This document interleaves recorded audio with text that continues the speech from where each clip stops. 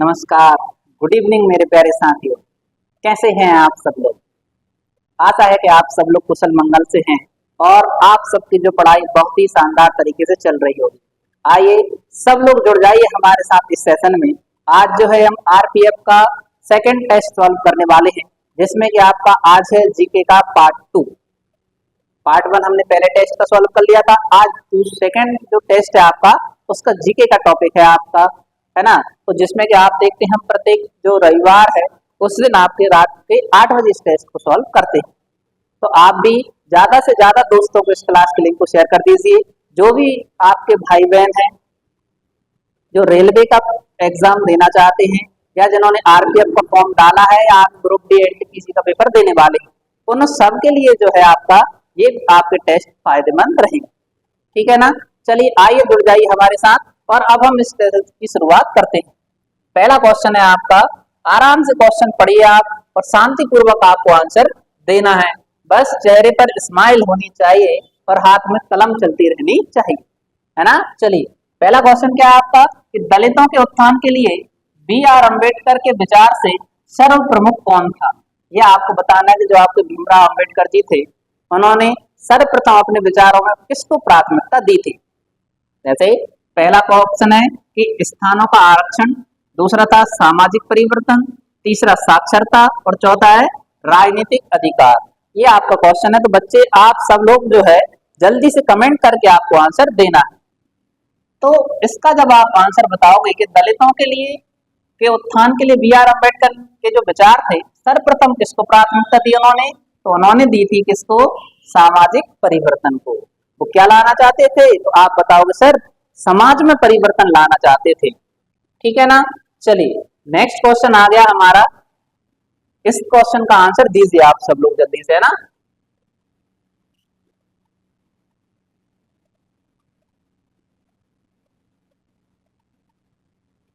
तो क्या क्वेश्चन है आपका कि सत्यार्थ प्रकाश नामक प्रसिद्ध पुस्तक के लेखक कौन है। जो सत्यार्थ प्रकाश पुस्तक है ये किसने लिखी।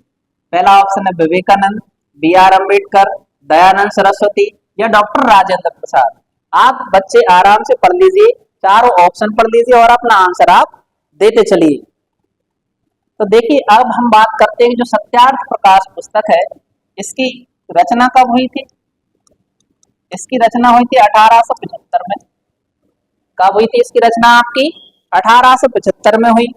कौन करने वाले थे, तो आप बताओगे इसकी जो रचना है या इसके जो लेखक हैं वो है आपके कौन, दयानंद सरस्वती। कौन है आपके, दयानंद सरस्वती ने ही आपकी सत्यार्थ प्रकाश नामक पुस्तक की रचना की थी। और एक और याद रखना, दयानंद सरस्वती ने ही आर्य समाज की स्थापना की। किसकी स्थापना की, आर्य समाज की स्थापना। तो ये भी आपको याद रखना कि अगर क्वेश्चन आ जाए कि बताइए आर्य समाज की स्थापना किसने की है, तो आप बताएंगे दयानंद सरस्वती ने की है। और इन्होंने ही जो है आपकी 1875 में एक किताब लिखी थी जिसका नाम क्या है, सत्यार्थ प्रकाश। चलिए नेक्स्ट क्वेश्चन आता है, पढ़िए आराम से।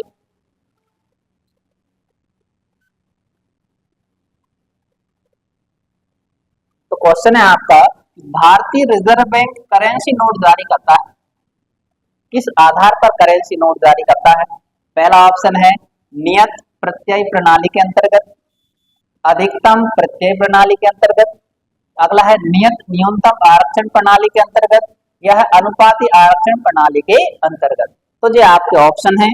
तो आपके जिनके जो भी आंसर आए वो जल्दी से कमेंट करके आंसर दीजिए। तो देखो इसका जो आंसर है कि भारतीय रिजर्व बैंक करेंसी नोट जारी करता है, किस आधार पर करता है, तो आप बताओगे अनुपाती आरक्षण प्रणाली के अंतर्गत। यानी कि आरबीआई जो है आपका किस आधार पर नोट जारी करता है, तो जितनी कि उसके पास आप गोल्ड जमा करते हैं। भाई आपको कोई पैसा कितना देगा उधार, जितना आपने उसकी जमानत राशि रखी होगी। ऐसे ही आरबीआई के पास जितना गोल्ड जमा होता है उतनी ही वो करेंसी आपकी जारी करता है। तो किसके आधार पर, अनुपाती आरक्षण प्रणाली के अंतर्गत जो है भारतीय रिजर्व बैंक है ना करेंसी नोट जारी करता है। ठीक है भैया। अब देखो नेक्स्ट क्वेश्चन आता है आपका कि कावेरी पट्टनम क्यों प्रसिद्ध था। ऑप्शन है आपके राजधानी है, मंदिर है, बंदरगाह है या फिर सैनिक केंद्र था। तो ये आपके ऑप्शन है, तो आप पढ़ लीजिए। तो देखिए क्वेश्चन क्या था अपना, कावेरी पट्टनम क्यों प्रसिद्ध है। तो आप बताएंगे क्यों प्रसिद्ध है, तो आपका आंसर होगा कि वो एक बंदरगाह है। कावेरी पट्टनम क्या है आपका, एक बंदरगाह है। और इसका जो वर्णन है, इसका वर्णन किया है किसने, तो आप बताओगे टॉलमी ने किया है। इसका वर्णन हमें टॉलमी के द्वारा भी जानकारी देखने को मिलती है कि कावेरी पट्टनम का जो बंदरगाह था, ठीक है ना, इसका वर्णन किसने किया, आपका टॉलमी ने भी किया है। अब ये कैसा है, तो ये कावेरी पट्टनम बंदरगाह होने के साथ साथ क्या है आपका, एक ऐतिहासिक शहर भी, ऐतिहासिक शहर भी है जो अपनी सांस्कृतिक चीजों के लिए भी प्रसिद्ध। ठीक है ना भैया, जी आपको याद रखना कावेरी पट्टनम क्या है, आपका आंसर होगा बंदरगाह है, जिसका वर्णन किसने किया है, उल्लेख टॉलमी ने भी किया हुआ है। अब नेक्स्ट क्वेश्चन आता है हमारे पास कि वर्ष 1994 में जनसंख्या नीति के लिए किस समिति का गठन किया गया था। तो ये आपको याद रखना है। क्वेश्चन क्या है आपका कि वर्ष 1994 में जनसंख्या नीति के लिए किस समिति का गठन किया गया था। तो पहला आपका ऑप्शन है स्वामीनाथन समिति, दांतेवाला समिति, गोईपोरिया समिति या सिंघवी समिति। तो आपका जो आंसर है वो आप लिख लीजिए। तो देखो भैया, आपसे पूछा जाए कि जनसंख्या नीति के लिए किस समिति का गठन किया गया था, तो आपका आंसर आएगा सर स्वामीनाथन समिति। किसका गठन किया गया था, आपका स्वामीनाथन समिति का गठन किया गया था जनसंख्या नीति के लिए। और इसने जो अपनी रिपोर्ट है वो 1994 में दी थी, लेकिन इसके ऊपर, इस रिपोर्ट के ऊपर काम कब किया गया था, तो इस पर काम किया गया था सन 2000।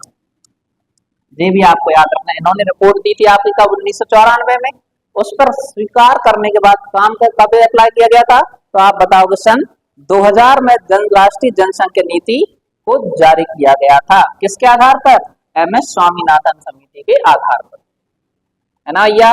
चलो नेक्स्ट क्वेश्चन आ गया है, मजा आ रहा है ना पढ़ने में, एक एक क्वेश्चन के आंसर देते रहिए और मजे के साथ साथ पढ़ते रहिए। कि क्वेश्चन है आपका मेहरौली लौह स्तंभ। क्वेश्चन क्या है आपका, मेहरौली लौह स्तंभ अभिलेख में किस राजा की सैनिक उपलब्धियों का हमें वर्णन देखने को मिलता है। अशोक, खारवेल, रामगुप्त या चंद्रगुप्त द्वितीय। तो देखिए भैया, मेहरौली का जो लौह स्तंभ है उसमें हमें किस राजा की सैनिक उपलब्धि का वर्णन मिलता है, तो आंसर होगा आपका चंद्रगुप्त द्वितीय की। किसकी जानकारी मिलती है हमें, तो आप बताएंगे सर इसमें हमें चंद्रगुप्त द्वितीय की जानकारी मिलती है। और यह एक जो है विशाल स्तंभ है। कैसा है आपका, मेहरौली स्तंभ जो है एक विशाल स्तंभ है। अब बात जो आती है, विशाल स्तंभ तो है, ये है कहां पर, तो आप बताएंगे सर ये जो मेहरौली स्तंभ है दिल्ली कुतुब मीनार के पास में। दिल्ली में क्या है आपकी, कुतुब मीनार, कुतुब मीनार के पास में। और इसकी जो ऊंचाई है मेहरौली लौह स्तंभ की, इसकी ऊंचाई लिख लेना आप, ऊंचाई है आपकी 7 मीटर। कितने मीटर का है आपका, 7 मीटर का आपका लौह स्तंभ है। इसके बारे में आपको जानकारी याद रखना। और जो चंद्रगुप्त द्वितीय है, इन्होंने ही सर्वप्रथम विक्रमादित्य की उपाधि धारण की। कौन सी उपाधि धारण की, तो आप बताएंगे सर विक्रमादित्य की उपाधि धारण की थी किसने, चंद्रगुप्त द्वितीय ने। अब देखिए आगे बात आती है, नेक्स्ट क्वेश्चन आ गया आपका, इसको आराम से पढ़िए और क्वेश्चन देने का आंसर देने की कोशिश करें। कि महमूद गजनवी के भारत आक्रमण के समय उसके साथ कौन आया था। जल्दी से कमेंट करके आंसर दीजिए कि भारत पर जब महमूद गजनवी ने आक्रमण किया था तो उनके साथ भारत कौन आए थे। पहला ऑप्शन है इब्न बतूता, अमीर खुसरो, अलबरूनी या इल्तुतमिश। जिन भी बच्चों का आंसर आ जाए तो वो कमेंट करके जल्दी से आंसर दीजिए। तो देखिए हमारा जो आंसर होगा कि आपसे पूछा जाए कि महमूद गजनबी के साथ कौन भारत आया था, तो भैया जल्दी से आंसर दीजिए आप। तो आपका जो आंसर हो जाएगा वो अलबरूनी आया। कौन आया था आपके साथ, तो आप बताओगे महमूद गजनबी के साथ भारत कौन आए थे, अलबरूनी आए थे। इतना क्लियर है या नहीं। अब आप कहोगे सर महमूद गजनबी आया था तो इसने सब कितनी बार, 17 बार आक्रमण किया भारत पर। भारत पर, ठीक है ना।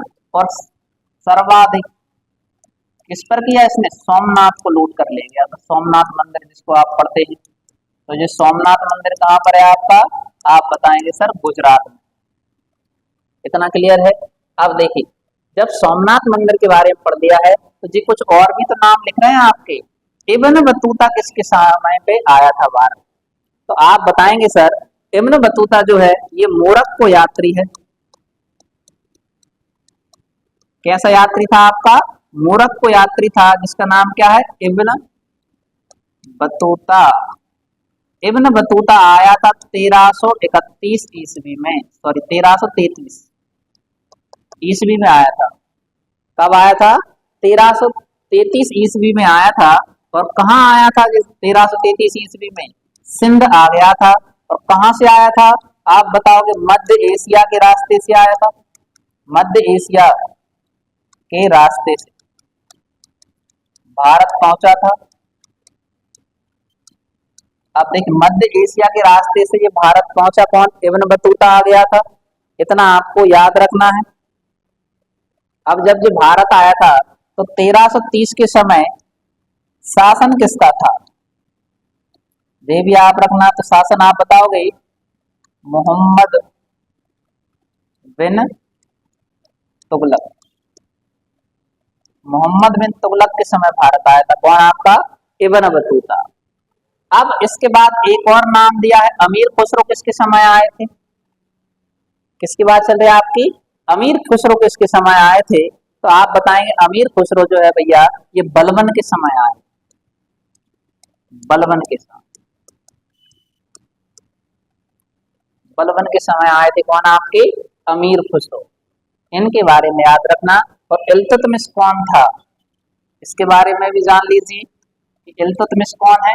इल्तुतमिश जो था आपका गुलाम वंश का शासक था। गुलाम वंश का शासक। अब इल्तुतमिश गुलाम वंश का शासक है और इसे ही गुलामों का गुलाम भी कहा जाता था। क्या कहा जाता था इसको, गुलामों का गुलाम भी कहा जाता था। ठीक है भैया। इसकी ही पुत्री थी जिसका नाम सुनते हैं आप, रजिया सुल्तान। ठीक है ना भैया, पहली महिला शासिका। ठीक है बॉस। चलिए नेक्स्ट क्वेश्चन का आंसर दीजिए अब आप लोग। बहुत शानदार क्वेश्चन आ गया है तो जल्दी से कमेंट करके आपको आंसर देना है। क्या क्वेश्चन है कि बेरोजगारों की देखभाल के लिए किसने एक पृथक विभाग बनाया था। पहला ऑप्शन है बलबन ने, इल्तुतमिश ने, अलाउद्दीन खिलजी ने या फिरोज शाह तुगलक ने। तो भैया आपका जो आंसर होगा वो क्या होगा, फिरोज शाह तुगलक। फिरोज शाह तुगलक ने ही आपके बेरोजगारों की देखभाल के लिए एक विभाग बनाया था। अब उस विभाग का नाम क्या था, विभाग का नाम क्या था, तो ये आपको याद रखना है। तो विभाग जो बनाया था दफ्तर ए रोजगार नाम से बनाया था। क्या नाम था इसका, आप बताओगे दफ्तर, दफ्तर ए रोजगार नाम से विभाग बनाया इसने। किसके लिए बनाया था, तो आप बताओगे मुस्लिमों के लिए। किसके लिए बनाया था, मुस्लिमों के लिए भैया इसने जो बनाया था। कौन सा बनाया था, दफ्तर ए रोजगार विभाग इसने बनाया था। ठीक है ना भैया। अब जब इसने बना दिया था तो आपको याद रखना कि जो फिरोज शाह तुगलक है किसके बाद गद्दी पर बैठा था, तो मोहम्मद बिन तुगलक के बाद। मोहम्मद बिन तुगलक के बाद। दिल्ली की गद्दी पर बैठा था। तो इतना आपको याद रखना कि बेरोजगारों की देखभाल के लिए पृथक विभाग किसने बनाया था? फिरोज शाह तुगलक ने बनाया था। किस नाम से विभाग था? दफ्तर ए रोजगार। किस लिए बनाया था? मुसलमानों के लिए बनाया था। और किसके बाद जो है आपका फिरोज शाह तुगलक दिल्ली की गद्दी पर बैठा था? तो आप बताओगे मोहम्मद बिन तुगलक के बाद। ठीक है साथियों, चलिए नेक्स्ट क्वेश्चन आपका आ गया है। शानदार तरीके से पढ़ते रहिए, हंसते रहिए, मुस्कुराते रहिए और आंसर देते रहिए। अब हमारे 9 क्वेश्चन कंप्लीट होने वाले हैं। देखो, शेरशाह की मृत्यु कहाँ हुई? चुनार, चित्तौड़, अमरकोट या कालिंसर? तो आपका जो आंसर आएगा भैया कि शेरशाह की मृत्यु कहाँ पर हुई, तो आप बताएंगे सर कालिंसर में। कहाँ पर हुई थी आपकी? कालिंसर में हुई थी। और शेरशाह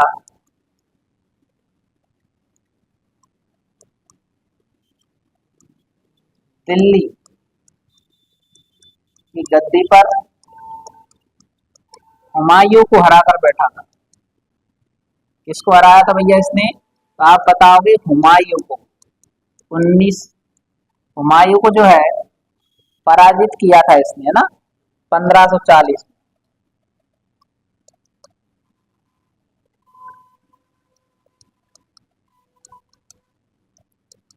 और जो है इसने शेरशाह ने जो है दिल्ली में सूरी वंश की स्थापना की थी। सूरी वंश की स्थापना, जब इसने सूरी वंश की स्थापना की थी, थोड़ा सा और याद रखना, इसी ने शेरशाह ने ही जीटी रोड बनवाया। जीटी रोड बनवाया यानी ग्रांड ट्रंक रोड का निर्माण इसी ने करवाया। इतना आपको भैया याद रखना है।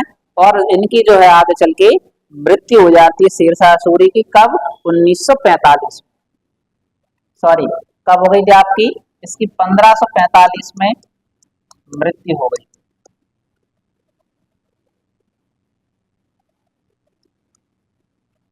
इसकी जो है आगे चल के मृत्यु हो जाती है। आगे हम बात करते हैं, नेक्स्ट क्वेश्चन आता है हमारा कि तुजुक ए बाबरी किस भाषा में लिखी गई है? तो जल्दी से बताइए आप।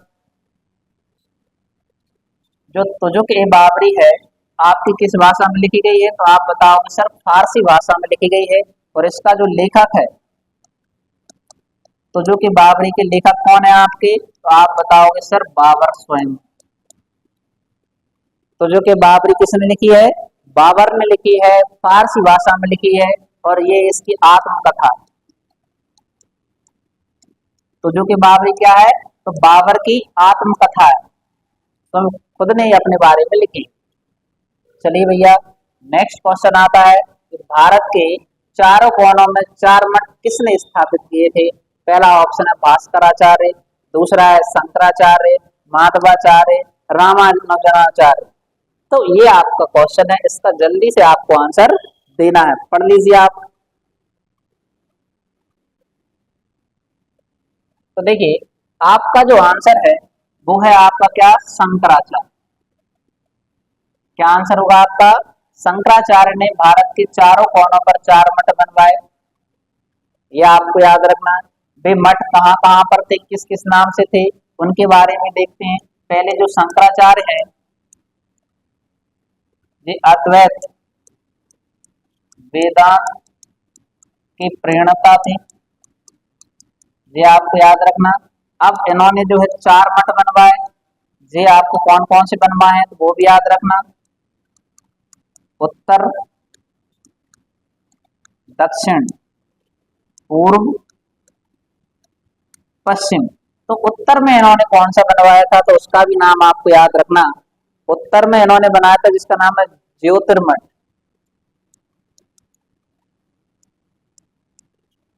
क्या नाम है? ज्योतिर्मठ। दक्षिण में किस नाम से बनवाया तो उसका नाम है श्रृंगेरी मठ।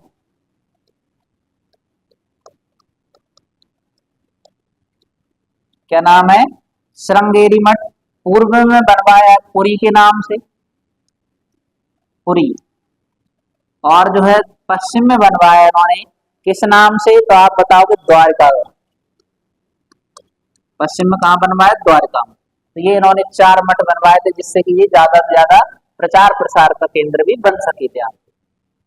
अब नेक्स्ट क्वेश्चन आता है, भारत में सबसे पहला जल विद्युत संयंत्र दार्जिलिंग में कब स्थापित किया गया था?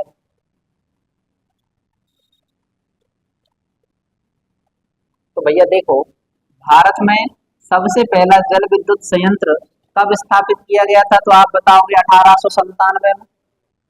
कब स्थापित किया गया था आपका? तो आप बताएंगे सर 1897 में स्थापित किया गया था, ठीक है ना। इसकी जो विद्युत क्षमता है 130 मेगावाट है। कितनी थी विद्युत क्षमता इसकी? 130 मेगावाट क्षमता इसकी थी। अब 130 मेगावाट या किलोवाट भी आप कह सकते हैं, है ना भैया, ऐसे आपको याद रखना। लेकिन भारत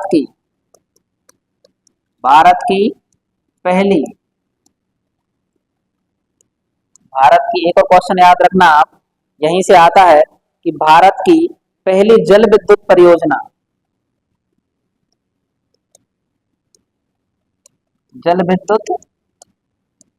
परियोजना कौन सी थी? तो उसका नाम आपको याद रखना। भारत की पहली जल विद्युत परियोजना कौन सी थी आपकी? तो आप बताओगे शिव समुद्रम।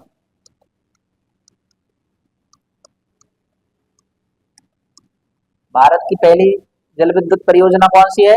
शिव समुद्रम है। और ये किस नदी पर है? आप बताओगे सर कावेरी नदी पर है।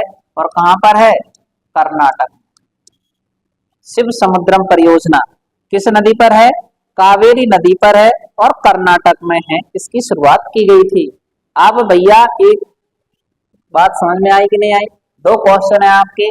जल विद्युत संयंत्र कहाँ लगाया गया था 1897 में? तो आप बताओगे दार्जिलिंग में लगाया था। लेकिन भारत की पहली जल विद्युत परियोजना कौन सी है? उसका नाम भी याद रखना आपको, शिव समुद्रम है, ठीक है ना, जो कावेरी नदी पर कर्नाटक में है। नेक्स्ट क्वेश्चन आता है कि भारत निम्नलिखित में से किस वस्तु का सबसे बड़ा उत्पादक और निर्यातक है?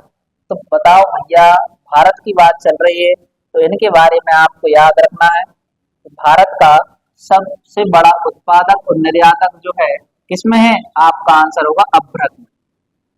किसमें है? अभ्रक में। भारत में जो है सबसे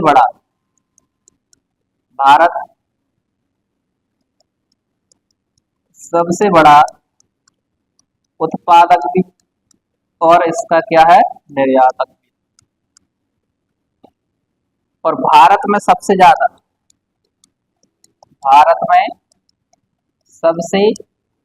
ज्यादा यानी 50% अभ्रक आपको कहाँ देखने को मिलता है? तो ये भी आपको याद रखना, सबसे ज्यादा जो अभ्रक आपका निकलता है वो कहाँ पर है? आप बताओगे झारखंड में। कहाँ पर है? झारखंड। और झारखंड की राजधानी कौन सी है? तो इसकी राजधानी याद रखना रांची। झारखंड की राजधानी कौन सी आपकी? आप बताओगे रांची। रांची में याद रखना, रांची एक कर्क रेखा पर स्थित है। कर्क रेखा पर स्थित राजधानी, ये भी आपको याद रखना है। अब नेक्स्ट क्वेश्चन आता है हमारा कि ग्रीक रोमन कला कहाँ पाई गई है? ग्रीक रोमन कला कहाँ पाई गई है? एलोरा में, कलिंग में, गांधार में या कोणार्क में? ये आपका क्वेश्चन है, तो जल्दी से कमेंट करके आंसर दीजिए। तो भैया आपका जो आंसर होगा ग्रीक रोमन कला कहाँ पाई गई है? तो आप बताएंगे सर गांधार में पाई गई। इतना आपको याद रखना, कहाँ पाई जाती है? गांधार में।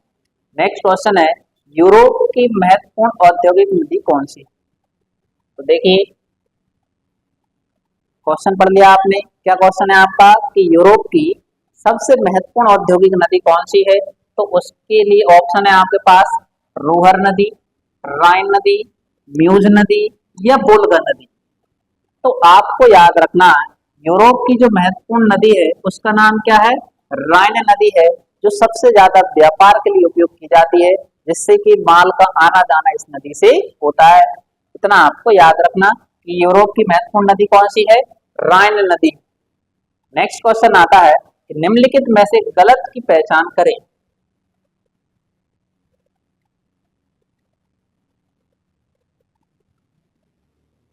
तो देखो सेमोएड्स, एशियाटिक टुंड्रा, ये गलत है ना। गेंचो, Uruguay, Danube, Algeria, Tartar, Siberia. देखो भैया आपको वर्ल्ड ज्योग्राफी की थोड़ी सी पढ़ के जाना पड़ेगा जो आरपीएफ का एग्जाम देने वाले हैं। तो आपका गलत का पहचान करना है। तो आपका जो देखो सेमोएड्स, एशियाटिक टुंड्रा, ये वहां की जो है जनजातियों के बारे में देखने को मिलता है। गेंचो कहाँ पाई जाती है? उरुग्वे में। तारतर साइबेरिया में। जबकि डेन्यूब अल्जीरिया आंसर आपका नहीं है, यानी इधर आपका गलत जो है आपका यही सी ऑप्शन। इतना अपने क्वेश्चन याद रखना है।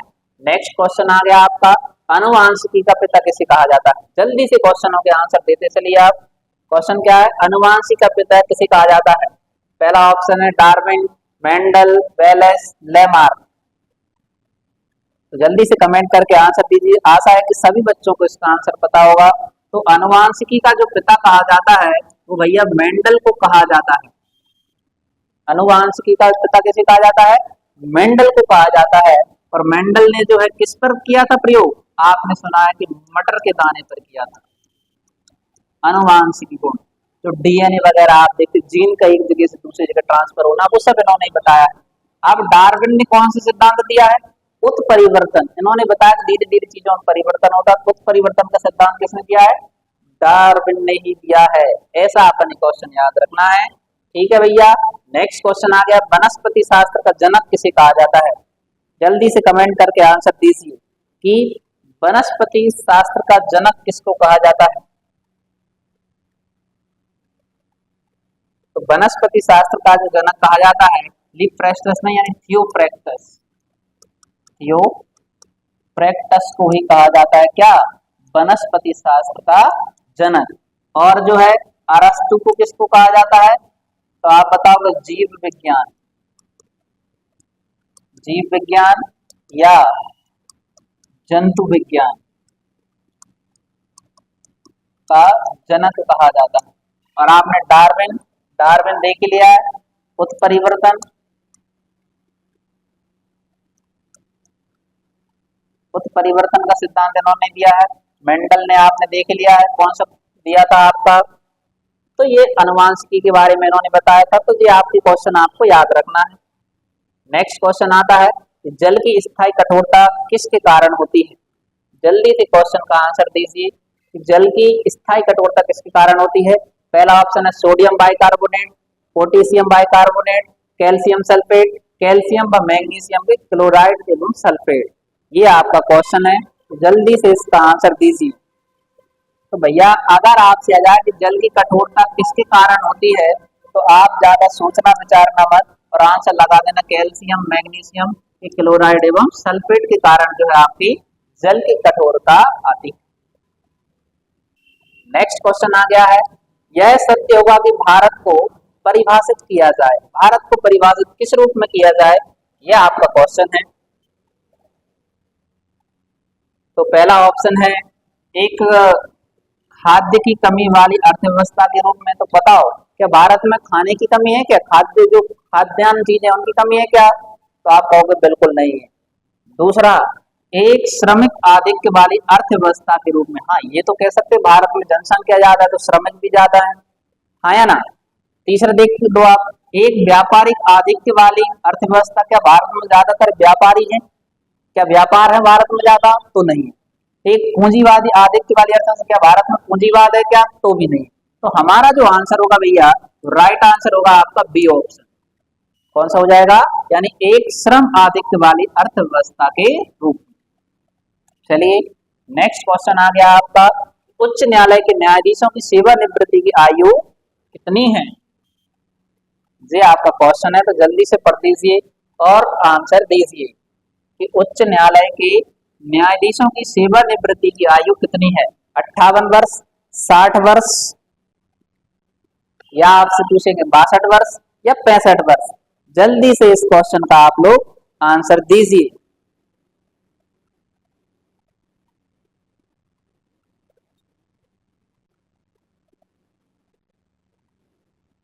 तो देखिए इसका जो आंसर है वो है आपका 62 वर्ष। तो याद रखना जो सुप्रीम कोर्ट के न्यायाधीशों की सेवानिवृत्ति की आयु है वो कितनी होती है आपकी 62 वर्ष। और उच्च न्यायालय के न्यायाधीश की नियुक्ति का वर्णन, इसकी याद रखना नियुक्ति का जो वर्णन है किस अनुच्छेद में है। तो जिन बच्चों को पता हो जल्दी से बताइए आप, उच्च न्यायालय के न्यायाधीश की जो नियुक्ति है किस आर्टिकल के तहत की जाती है, तो आप आंसर बताना भैया।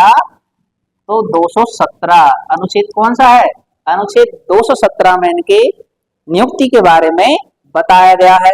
और याद रखिए अब जो है आपका कोई भी जो उच्च न्यायालय का न्यायाधीश है वो अपनी समय पूरा करने के बाद जो है इस्तीफा देना ही पड़ता है।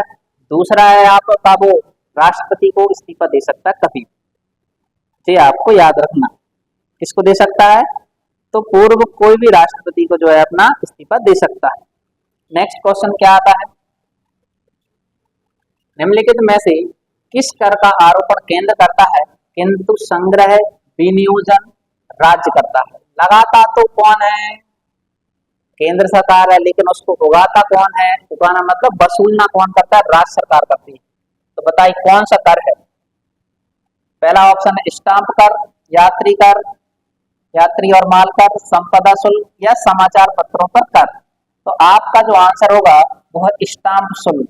स्टाम्प शुल्क कर जो है केंद्र सरकार इसका आरोपण करती है किंतु संग्रह एवं विनियोजन का राज्य करते हैं। ठीक है ना भैया। नेक्स्ट क्वेश्चन आता है आपका, सूत्रण रोग किस अंग को प्रभावित करता है। सूत्रण रोग किस अंग को प्रभावित करता है, हृदय, यकृत, मस्तिष्क या फेफड़े। जल्दी से पढ़िए और आंसर दीजिए।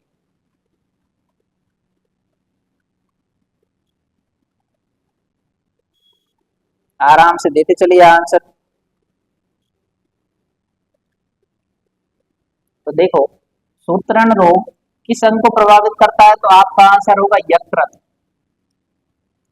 यानी लीवर, लीवर को प्रभावित करता है, ये आपका आंसर होगा। नेक्स्ट क्वेश्चन है, मौसम में परिवर्तन कैसे होता है। जी है, ऑप्शन दिए गए पढ़िए। पृथ्वी के घूर्णन के कारण, उदर्ग्र से 23.5 डिग्री अंश पर धुरी पर झुकाव के कारण, पृथ्वी के परिक्रमण के कारण या 36 से 86.5 डिग्री अंश पर धुरी के झुकाव के कारण। तो पढ़ लीजिए आप सब लोग और जो है जल्दी से आंसर देने की कोशिश करें।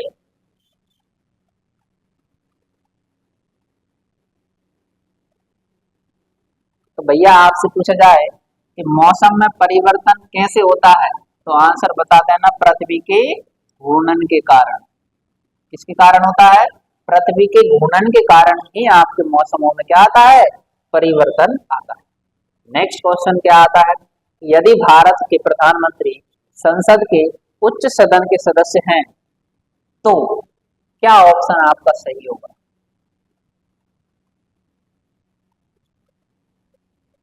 पहला ऑप्शन है वे अविश्वास प्रस्ताव की स्थिति में अपने पक्ष में वोट नहीं दे सकते, वे निम्न सदन में बजट पर नहीं बोल सकते, वे केवल उच्च सदन में ही वक्तव्य दे सकते हैं, और अगला है आपका उपरोक्त में से कोई नहीं।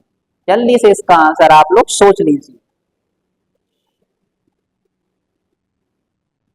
तो देखिए क्वेश्चन है कि यदि भारत के प्रधानमंत्री संसद के उच्च सदन के सदस्य हैं तो वे अविश्वास प्रस्ताव की स्थिति में अपने पक्ष में वोट नहीं दे सकते, या अगर आप किसी के सदस्य हैं तो आप अपने पक्ष में थोड़ी वोट दे सकते हो, है ना। चलिए नेक्स्ट क्वेश्चन आ गया है कि संविधान के किस अनुच्छेद में यह व्यवस्था की गई है कि प्रत्येक राज्य शिक्षा के प्राथमिक स्तर में मातृभाषा में शिक्षा पर्याप्त सुविधाओं की व्यवस्था करने का प्रयास करेगा। यानी प्रत्येक राज्य क्या करेगा, आपने छोटे छोटे बच्चों को प्राथमिक शिक्षा के आधार पर कैसी भाषा देगा, मातृभाषा में शिक्षा प्रदान करेगा और पर्याप्त सुविधाओं की व्यवस्था करने का प्रयास करेगा। 300 अनुच्छेद 349, अनुच्छेद 358, 350 या 351, कौन सा आपका आंसर सही है वो जल्दी से बताइए आप। तो आपका आंसर होगा क्या आंसर होगा? 350। अनुच्छेद कौन सा होगा? 350 आपका आंसर सही होगा कि इसके आधार पर प्राथमिक शिक्षा जो है वो मातृभाषा में ही दी जाएगी। ठीक है भैया, याद रखना। और राजभाषा का वर्णन कहाँ कहाँ किया गया है संविधान में? तो संविधान में राजभाषा का वर्णन कहाँ से कहाँ तक है? तो आप बताओगे सर 343 से लेकर 352 तक, 343 से लेकर 352 अनुच्छेद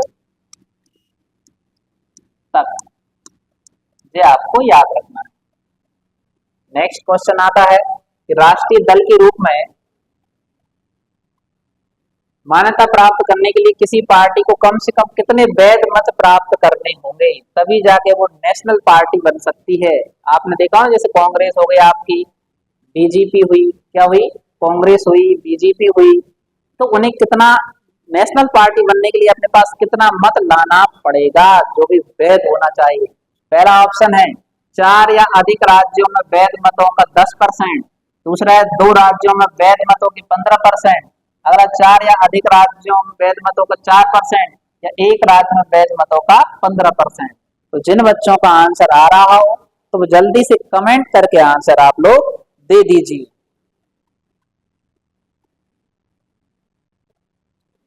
जल्दी से आंसर दीजिए आप लोग। तो इसका जो आपका आंसर होगा कि भाई किसी राज्य पार्टी को नेशनल पार्टी बनना है तो उसे क्या करना होगा? तो आप बताओगे ऑप्शन नंबर सी, 4 या अधिक राज्यों में वैध मतों का कितने परसेंट? 4% उन्हें वोट प्राप्त होना चाहिए। चलिए भैया, नेक्स्ट क्वेश्चन आ गया, किसके कारण तरल की सतह खिंची हुई झिल्ली की तरह व्यवहार करती है? तो जल्दी से ऑप्शन पढ़िए आप लोग। पहला ऑप्शन है श्यानता के कारण, पृष्ठ तनाव के कारण, पृष्ठ लोच के कारण, या पृष्ठ ध्वनि के कारण। तो जिन बच्चों का आंसर आ जाए वो जल्दी से आंसर लगाइए आप। तो भैया क्वेश्चन क्या है? किसके कारण तरल की सतह खिंची हुई झिल्ली की तरह व्यवहार करती हैं? तो आप आंसर बताएंगे पृष्ठ तनाव के कारण, सरफेस टेंशन, पृष्ठ तनाव। जैसे कि आपने देखा होगा कि जब आप किसी सरफेस चिकनी सतह पर कोई पानी वगैरह फैलाते हैं या तेल फैलाते हैं तो आपने देखा उसमें खिंचाव से धीरे धीरे होता रहता है, तो वो किसके कारण आता है? पृष्ठ तनाव के कारण। नेक्स्ट क्वेश्चन आता है कि हड्डियों में फास्फोरस किसके रूप में पाया जाता है? ऑप्शन पढ़ लीजिए आप लोग।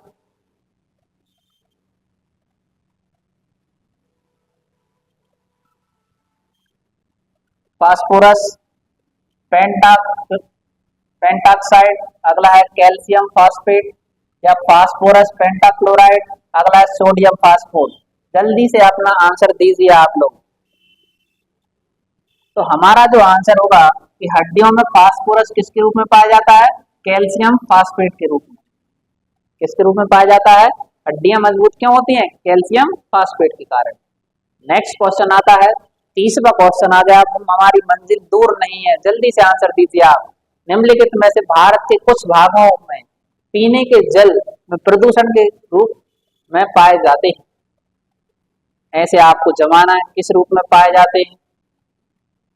पहला option arsenic, sorbitol, fluoride, formaldehyde, uranium. तो ऑप्शन जो आपके हैं वो जल्दी से आप पढ़ लीजिए और आंसर दीजिए।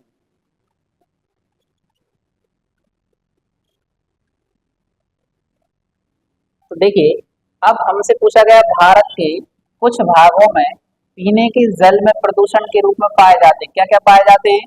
तो आप बताओ। तो आर्सेनिक पाया जाता है, सॉर्बिटॉल तो नहीं पाया जाता, जी नहीं पाया जाता है, फ्लोराइड पाया जाता है, और एक और क्या पाया जाता है इसमें? यूरेनियम पाया जाता है। तो आपका सी ऑप्शन आपका सही हो जाएगा। क्या क्या पाया जाएगा? आर्सेनिक, फ्लोराइड और यूरेनियम। नेक्स्ट क्वेश्चन आता है कि अश्रु गैस कौन सी गैस होती है? क्लोरीन, कार्बन डाइऑक्साइड, अमोनिया, या हाइड्रोजन सल्फाइड। जल्दी से आंसर दीजिए आप लोग। अश्रु गैस कौन सी होती है? तो जो अश्रु गैस होती है भैया वो एक अमोनिया गैस होती है। अश्रु गैस कौन सी गैस होती है? अमोनिया गैस होती है। ये अपने याद रखना है। नेक्स्ट क्वेश्चन आता है, दी गई सूची को सुमेलित करें, जिसमें फसल के बारे में दिया हुआ है, तो आप जल्दी से पढ़े और आंसर दें।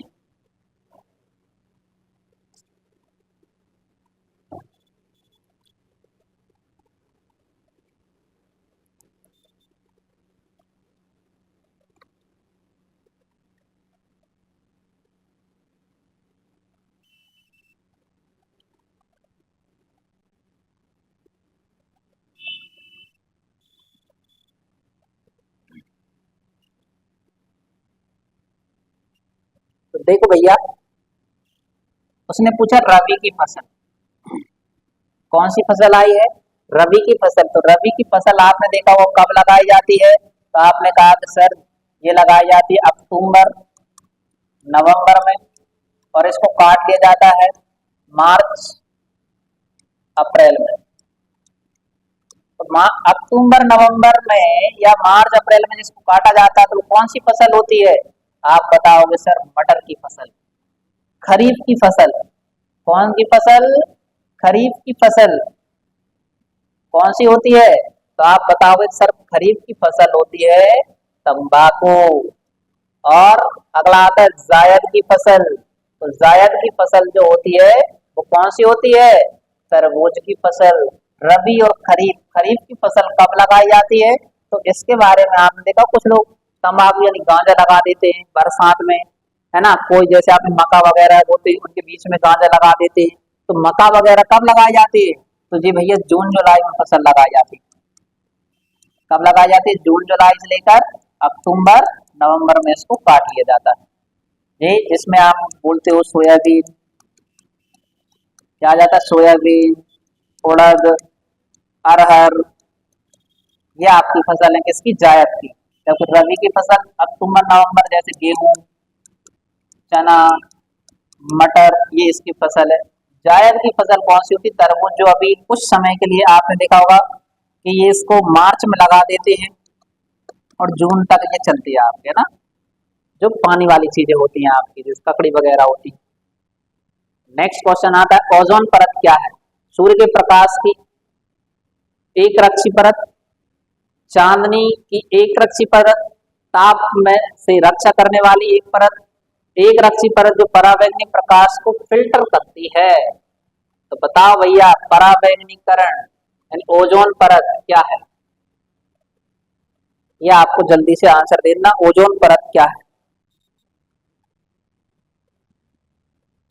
तो ओजोन परत क्या है? तो आप बताओगे, आपका डी ऑप्शन होगा, एक रक्षी परत जो पराबैंगनी किरणों को फिल्टर करती है। ये आपको आंसर देना है। क्यों? क्योंकि आपने देखा जो ओजोन परत है वो क्या काम करती है? सूर्य से जो प्रकाश की पराबैंगनी किरणें आती है उनको रोकती है और अच्छा प्रकाश हमारे पास भेजती है। नेक्स्ट क्वेश्चन आ गया है, टीटिकाका झील, बॉन झील, कैस्पियन सागर झील, सुपीरियर झील, मृत सागर झील, इनको आपको सुमेलित करना है। मिलाइए, आराम से पढ़ लीजिए आप क्वेश्चन को।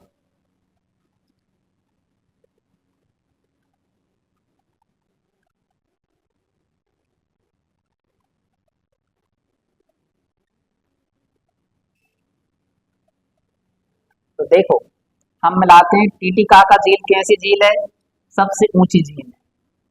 याद रखना, सबसे अधिक ऊंचाई पर स्थित झील कौन सी है? टीटिकाका झील है। बॉन झील कैसी है? तो आप बताओ कि सर्वाधिक लवणता वाली झील, कोई दिक्कत नहीं। कैस्पियन सागर झील कौन सी है? कैस्पियन सागर जो है आपकी, ये सबसे खारे पानी की झील है। फिर आपने बताया कौन सा आ गया आपका? सुपीरियर झील। तो सुपीरियर झील कौन सी आपकी? तो सबसे बड़ी मीठे पानी की झील है। और मृत सागर झील, कौन सी झील की बात चल रही है आपकी? मृत सागर जो झील है भैया, ये आप बताओगे ये सबसे गहरी झील है। ये आपको याद रखना, यानी आपका ऑप्शन नंबर फर्स्ट सही हो जाएगा। टीटिकाका झील सबसे ऊंची झील, बॉन झील सर्वाधिक लवणता युक्त झील, कैस्पियन सागर सबसे बड़ी खारे पानी की झील, सुपीरियर झील मीठे पानी की झील, मृत सागर झील सबसे गहरी झील, है ना। चलिए नेक्स्ट क्वेश्चन आ गया आपका, शरीर में निर्जलीकरण के द्वारा निम्न में से किसकी कमी हो जाती है। आप देखते हैं ना, पानी की कमी आ जाती, निर्जलीकरण हो जाता, गर्मियां पड़ रही हैं, तो इसमें किसकी कमी आती है, sodium chloride, potassium chloride, RBC या डब्ल्यूबीसी। ये आपका क्वेश्चन है, तो जल्दी से आप इसका आंसर दीजिए।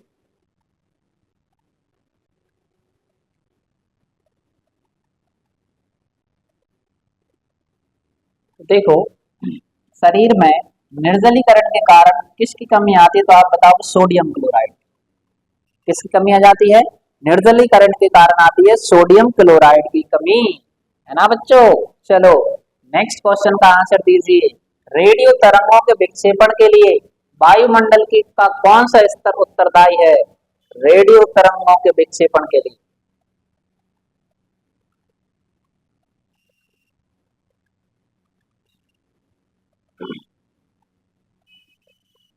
तो जल्दी से आंसर दीजिए। ऑप्शन है आपका क्षोभ मंडल, मध्य मंडल, समताप मंडल या आयन मंडल।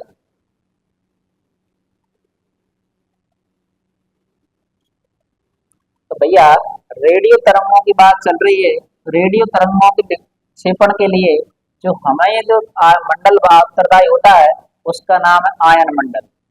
कौन सा मंडल है, आयन मंडल। जैसे क्षोभ मंडल, समताप मंडल, मध्य मंडल, आयन मंडल, ये सबसे ऊपर पाया जाता है। और सारी की सारी की मौसमी घटना होती है, मौसमी घटना किसमें होती है आपकी, वो आप बताओ कि क्षोभ मंडल। वायुयान किसमें होता है, समताप मंडल में वायुयान होता है। और रेडियो तरंगें इसी में पाई जाती हैं आपकी, कौन सी, रेडियो तरंग। अब देखिए नेक्स्ट क्वेश्चन आता है आपका कि मानव कान किस आवृत्ति से अधिक आवृत्ति की ध्वनि को नहीं सुन सकते हैं। तो आपने देखा होगा कि जो मानव कान है, यानी एक स्वस्थ मानव यानी वयस्क मानव, किसकी बात चल रही है आपकी, वयस्क की बात चल रही है भैया। ये याद रखना, जो वयस्क मनुष्य है उसकी जो सुनने की, वयस्क मनुष्य इसकी जो सुनने की आवृत्ति होती है वो 20 हर्ट्ज से लेकर 20,000 हर्ट्ज तक होती है। इससे अधिक वो नहीं सुन सकता, 20,000 हर्ट्ज से लेकर, है ना। चलो नेक्स्ट क्वेश्चन है आपका, हरित क्रांति से क्या अभिप्राय है। जल्दी से भैया आंसर दीजिए। हरित क्रांति, तो जिसका जनक किसको कहा जाता है, ये भी आपको याद रखना है। हरित क्रांति का जनक किसे कहा जाता है। तो देखो पहले तो हम बात करते हैं हरित क्रांति का जनक किसको कहा जाता है। तो इसके जो जनक कहा जाते हैं डॉक्टर एम एस स्वामीनाथन। किसको कहा जाता है, एम एस स्वामीनाथन को जो है हरित क्रांति का जनक कहा जाता है। अब सबसे ज्यादा इसका अभिप्राय कौन सी फसल, तो देखो गेहूं में वृद्धि हुई है सबसे ज्यादा। किसमें ज्यादा वृद्धि हुई है, गेहूं में सर्वाधिक विकास हुआ है। लेकिन हमारा कहाँ है ऑप्शन, गेहूं। हरी खाद का प्रयोग, अधिक फसल उगाना, उच्च उत्पादकता वैरायटी कार्यक्रम या हरी वनस्पति, ये आपका ऑप्शन है। तो भैया याद रखना कि जो आपका हरित क्रांति है इसका उद्देश्य क्या रखा गया है, तो इसका जो उद्देश्य रखा गया है उच्च उत्पादकता वैरायटी कार्यक्रम। हरित क्रांति का उद्देश्य क्या है, उच्च क्वालिटी की आपको उत्पादन करना है और उत्पादन की मात्रा को बढ़ाना भी। ठीक है भैया। नेक्स्ट क्वेश्चन आ रहा है, राष्ट्रीय कृषि एवं ग्रामीण विकास बैंक कैसा बैंक है, यानी नाबार्ड। नाबार्ड के बारे में आपको क्वेश्चन पूछा गया है। राष्ट्रीय कृषि तथा ग्रामीण विकास बैंक, नाबार्ड कैसा बैंक है, सहकारी बैंक है, वाणिज्यिक बैंक है, विकास बैंक है या क्षेत्रीय ग्रामीण बैंक है। जल्दी से आंसर दीजिए। तो आप बताएंगे तो नाबार्ड जो है एक विकास बैंक है। कैसा बैंक है आपका, विकास बैंक है। कौन सा, नाबार्ड। नाबार्ड का पेपर में फुल फॉर्म भी पूछ ले तो आप बताएंगे राष्ट्रीय कृषि तथा ग्रामीण विकास बैंक। नेक्स्ट क्वेश्चन आता है भैया, विशेष आहरण अधिकार के सुविधा निम्नलिखित में से किस में उपलब्ध है? विश्व बैंक, अंतर्राष्ट्रीय मुद्रा निधि, या अंतर्राष्ट्रीय विकास एसोसिएशन, या एशिया विकास संगठन। जल्दी से अपना आंसर सोच लीजिए आप लोग, और आपको आंसर देना है।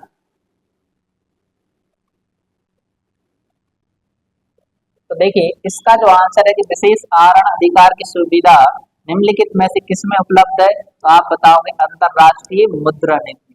इसमें हम ज्यादा से ज्यादा आहरण यानी पैसा निकाल सकते हैं। नेक्स्ट क्वेश्चन आ गया, बस थोड़ा सा समय और है, जल्दी से पढ़ लीजिए, है ना। अब हमारी मंजिल दूर नहीं है।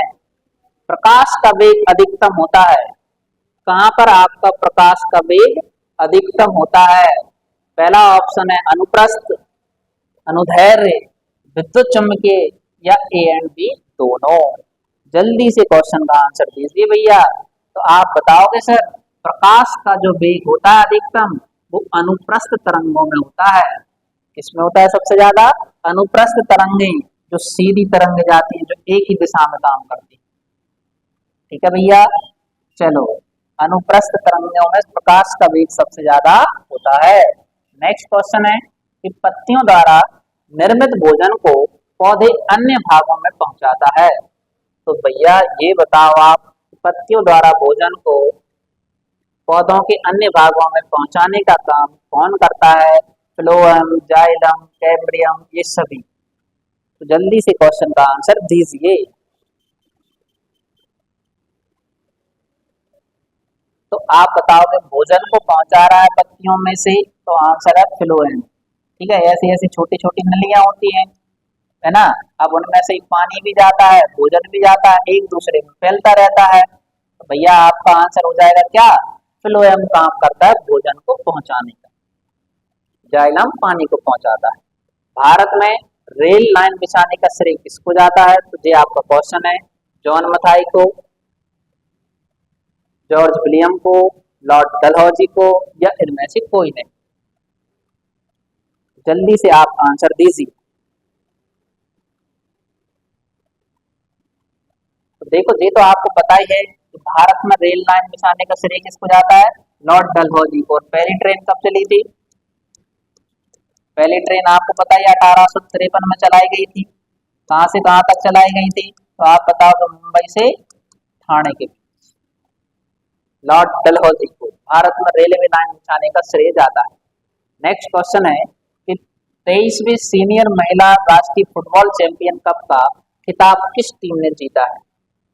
पहला ऑप्शन है पंजाब, हरियाणा, पंजाब, तमिलनाडु, रेलवे, या सेना।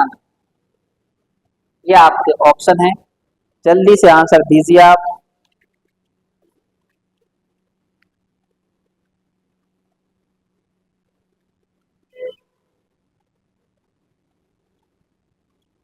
तो आप बताएंगे कि जो 23वीं सीनियर महिला राष्ट्रीय ट्रॉफी चैंपियनशिप का खिताब किसने जीता है?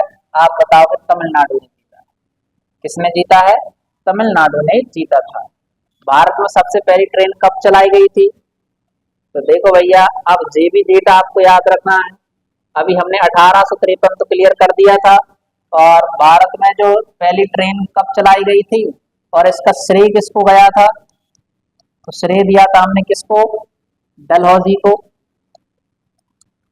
लॉर्ड डलहौजी को। अब आपको डेट बताना, 21 अप्रैल 1853 या 22। देखो जे ऑप्शन दो तो गलत ही है पहला। दूसरा ऑप्शन 24 अप्रैल 1853, 27 अप्रैल 1853, या 21 अप्रैल 1853। कितना बीच का क्वेश्चन पूछा गया आपसे, तो जल्दी से आंसर दीजिए। तो आप बताएंगे सर पहली जो ट्रेन चलाई गई थी वो 21 अप्रैल 1853 को चलाई गई। अब हमारा अगला क्वेश्चन आ गया है, बस मंजिल दूर नहीं, बने रहिए मेरे साथियों।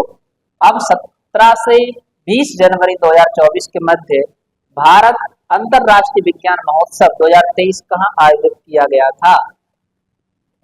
तो फरीदाबाद में, नई दिल्ली में, हैदराबाद में, या मैसूर में? यह आपका क्वेश्चन है। तो जल्दी से आप अपना ऑप्शन दीजिए, कहां पर आयोजन किया गया था इसका? तो आप बताएंगे कि जो 17 से 20 जनवरी 2024 के मध्य भारत अंतरराष्ट्रीय विकास महोत्सव 2023 का आयोजन किया गया था फरीदाबाद। कहां पर किया गया था? फरीदाबाद, मत भूल जाना भैया। नेक्स्ट क्वेश्चन आता है, वर्ष 2024 में किसने बिम्स्टेक के नए महासचिव के रूप में पद ग्रहण किया है? यानी बिम्स्टेक के महासचिव कौन बने? ये भी आपको याद रखना, उमाशेखर, इंद्रमणि पांडे, टी पद्मनाभम या हीरालाल सामरिया। जल्दी से आंसर दीजिए आप लोग। तो हमसे पूछा गया है बिम्स्टेक के नए महासचिव कौन बने हैं, तो आप बताओगे कौन बने हैं? इंद्रमणि पांडे। कौन बने हैं? तो बताओ जल्दी से, एक बार बोलिए कौन बने हैं आपके, तो आप बताओगे इंद्रमणि पांडे बने गए हैं बिम्स्टेक के महासचिव। नेक्स्ट क्वेश्चन है, राष्ट्रीय बागवानी मेला 2024 की थीम क्या थी? जल्दी से ऑप्शन पढ़ लीजिए आप भी।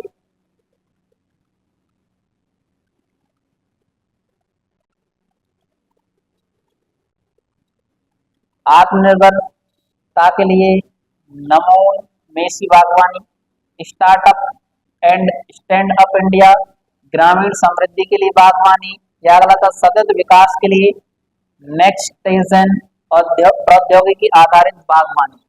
तो ये आपके चार ऑप्शन थे।